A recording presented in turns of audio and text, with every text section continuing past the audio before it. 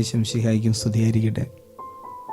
കാരുണ്യാഭിഷേക ശുശ്രൂഷയിലേക്ക് നിങ്ങളേറെ സ്നേഹത്തോടെ അച്ഛൻ സ്വാഗതം ചെയ്യുകയാണ്.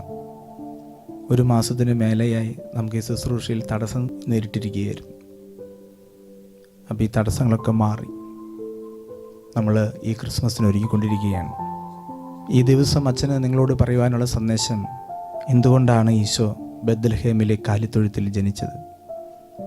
ഈശോയ്ക്ക് ഏറ്റവും മനോഹരമായ ഒരു ഭവനത്തിൽ ജനിക്കാമായിരുന്നു.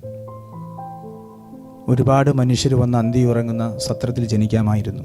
പക്ഷേ ഈശോയ്ക്ക് അവിടെ ഇടം കിട്ടിയില്ല. ഇന്ന് യൗസേപ്പിതാവും മറിയവും വീട് അന്വേഷിച്ച് ഇങ്ങനെ ഓരോ വാതിൽ മുട്ടിക്കൊണ്ടിരിക്കുകയാണ്. പ്രിയമുള്ളവരെ, നമ്മുടെയൊക്കെ വീടുകളിൽ ഇടം കിട്ടാത്ത ഒരുപാട് മനുഷ്യരുണ്ട്.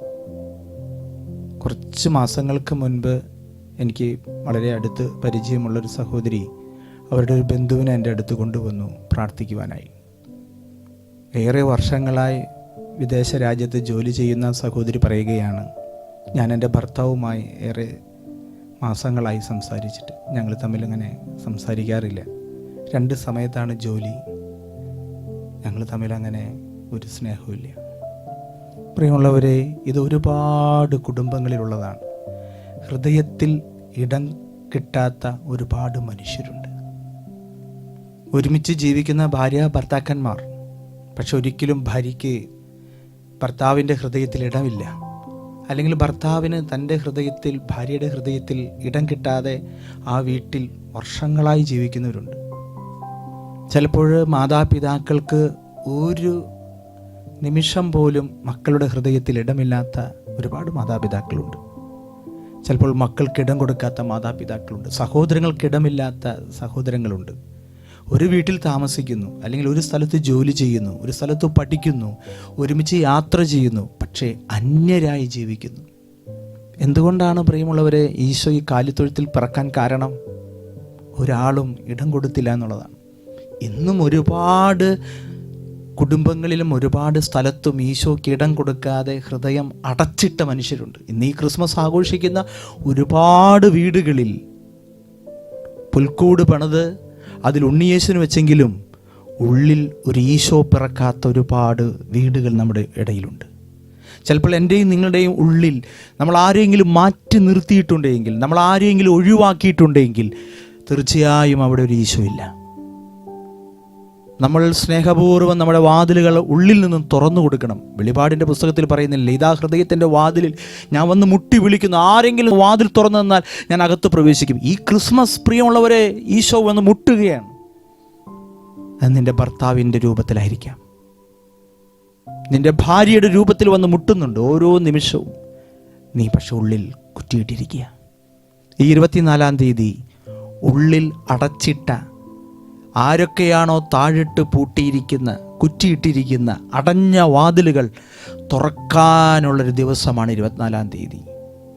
ഈശോ പുൽക്കൂട്ടിൽ പിറക്കേണ്ടവനല്ല, എൻ്റെ ഹൃദയത്തിലാണ്.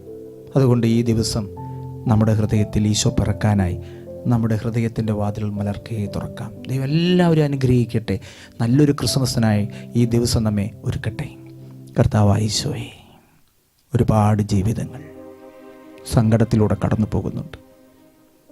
അന്യരായി ആരുമില്ല, എന്നെ മനസ്സിലാക്കാൻ ആരുമില്ല, എന്നെ ഉൾക്കൊള്ളാൻ കഴിയുന്നില്ല, തിരിച്ചറിയാത്ത, മനസ്സിലാക്കാത്ത ഒരുപാട് സങ്കടവും വേദന ഉള്ളിൽ പേറുന്ന ജീവിതങ്ങളാണ്.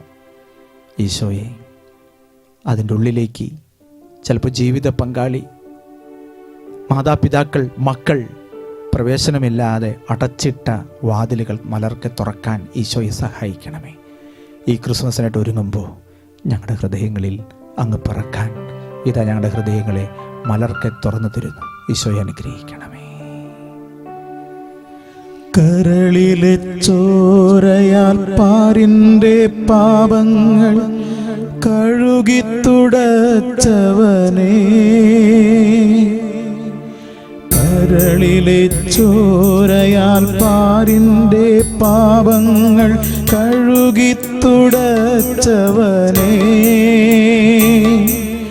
കർത്താവേ കനിയൂ നീ യേശുനാഥ. Hallelujah hallelujah. കർത്താവേ കർത്താവേ കനിയൂ നീ യേശുനാഥ. ഹല്ലേലൂയാ ഹല്ലേലൂയാ. കാലിത്തൊഴുത്തിൽ പിറന്നവനേ, കരുണ നിറഞ്ഞവനേ. കാലിത്തൊഴുത്തിൽ പിറന്നവനേ, കരുണ നിറഞ്ഞവനേ. പരിശുദ്ധ പരമദിവ്യ കാരുണ്യത്തിന് എന്നേരവും ആരാധനയും സ്തുതിയും പുകഴ്ചയും ഉണ്ടായിരിക്കട്ടെ. പരിശുദ്ധ പരമദിവ്യ കാരുണ്യത്തിന് എന്നേരവും ആരാധനയും സ്തുതിയും പുകഴ്ചയും ഉണ്ടായിരിക്കട്ടെ. പരിശുദ്ധ പരമദിവ്യ കാരുണ്യത്തിന് എന്നേരവും ആരാധനയും സ്തുതിയും പുകഴ്ചയും ഉണ്ടായിരിക്കട്ടെ.